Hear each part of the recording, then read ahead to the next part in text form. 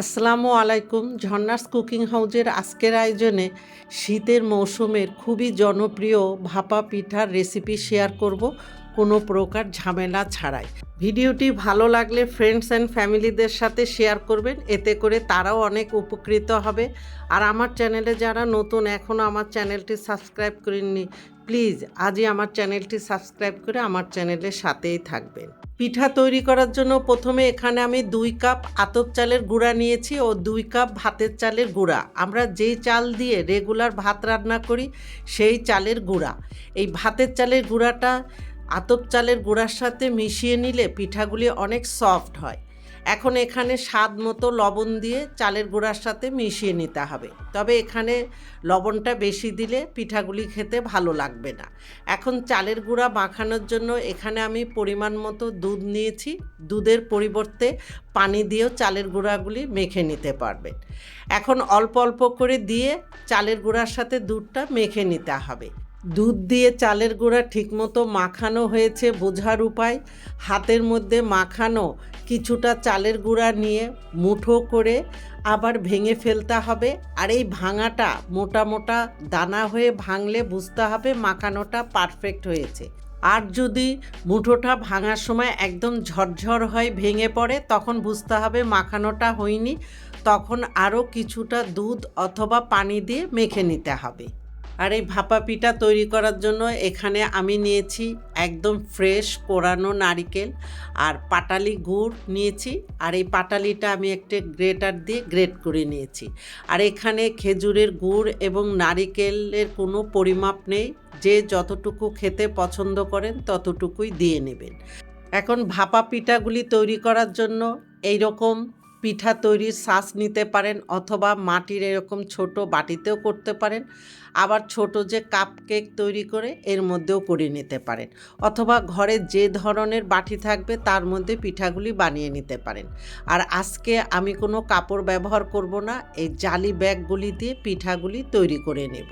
আর এই জালি ব্যাগ প্রত্যেকের ঘরেই থাকে, তবে সাদা কালারের জালি ব্যাগ দিয়ে পিঠাগুলি তৈরি করবেন। কালারফুল জালি ব্যাগ নিলে রং ওঠার সম্ভাবনা থাকে। এবার মাখানো চালের গুঁড়া চেলে নেওয়ার জন্য এখানে আমি একটা স্টিলের চালনি নিয়েছি। আপনারা চাইলে প্লাস্টিকের চালনিতেও, অথবা বাসায় আমরা শাক সবজি ধোয়ার জন্য যে চালনি ব্যবহার করি তার মধ্যেও চালের গুঁড়াগুলি চেলে নিতে পারেন। চালের গুঁড়াগুলি সব চেলে নেওয়া হয়ে গিয়েছে। পিঠা তৈরি করার জন্য এবার পানিটা রেডি করে নিব। এই জন্য চুলায় একটি ননস্টিক প্যানে অর্ধেকেরও কম পানি দিয়ে পানিটা ভালো মতো ফুটিয়ে নিয়ে পাত্রটার উপরে একটি স্ট্রেনার বসিয়ে দিয়েছি। তার উপরে ঢাকনাটা দিয়ে এখন এই স্ট্রেনারটা কয়েক মিনিটের জন্য গরম করে নেব।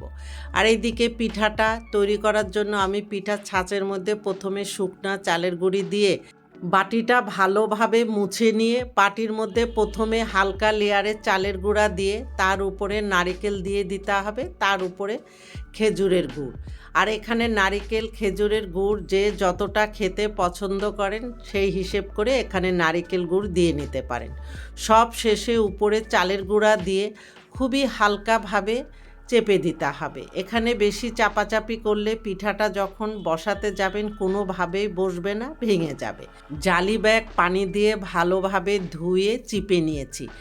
এখন এই বাটিটা জালি ব্যাগ দিয়ে খুব ভালো মতো পেঁচিয়ে চালনির মধ্যে দিয়ে জালি ব্যাগটা সরিয়ে বাটিটার উপরে একটু টোকা দিয়ে বাটিটা তুলে নিতে হবে। টোকাটা দেওয়ার কারণ হলো, যদি টোকাটা দেওয়া হয় তাহলে পিঠাটা বাটিটার থেকে খুব ইজিলি বেরিয়ে আসবে, তা না হলে অনেক সময় হালকাভাবে একটু লেগে যায়।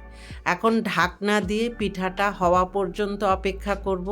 আর দেখলেন তো, এই পিঠাটা তৈরি করতে আপনাকে কোনো রকম ঝামেলা করতে হবে না। পিঠাটা হয়ে গিয়েছে। এখন আমি জালি ব্যাগটা সরিয়ে একটু চেক করে দেখব পিঠাটা হয়েছে কি না। পিঠাটা আমার হয়ে গিয়েছে। এখন জালি ব্যাগের 2 সাইডে ধরে আমি পিঠাটা তুলে নেব। আর এই পিঠাটা তৈরি করতে আমার সময় লেগেছে 4 মিনিটের মতো। আসলে পিঠাটা হওয়াটা ডিপেন্ড করে পিঠার সাইজের উপরে। পিঠা ছোট হলে তাড়াতাড়ি হয়, আর পিঠা যদি বড় সাইজের হয় তাহলে তৈরি করতে সময় একটু বেশি লাগে। আর এই পিঠাটা তৈরি করার সাথে সাথে জালি ব্যাগ থেকে বের করে নেবেন, তা না হলে জালি ব্যাগের সাথে লেগে যাবে। আর প্রতিবার পিঠা তৈরি করার সময় জালি ব্যাগটা ভিজিয়ে ভালো মতো চিপে নিয়ে তারপরে পিঠাগুলি তৈরি করে নেবেন। আমি আরও একটি পিঠা তৈরি করে নিচ্ছি। এইভাবে সবগুলি পিঠা আমি তৈরি করে নেব। পিঠাগুলি আমার সব বানানো হয়ে গিয়েছে, আর আশা করি আজকের পিঠা বানানোর প্রসেসটা আপনাদের কাছে অনেক সহজ এবং ভালো লেগেছে। আর পিঠাগুলি খুবই খুবই ভালো হয়েছে, একটা পিঠাও ভেঙে যায়নি। আর একটা পিঠা আমি ভেঙে আপনাদেরকে দেখিয়ে দিচ্ছি যে ভিতরে নারিকেল গুড়ে একদম ভরপুর। অনেক সময় নারিকেল গুড় বেশি দেওয়ার কারণে কিন্তু পিঠা ভেঙে যায়। আপনারা ভালো থাকবেন, আমাদের জন্য দোয়া করবেন। আল্লাহ হাফেজ।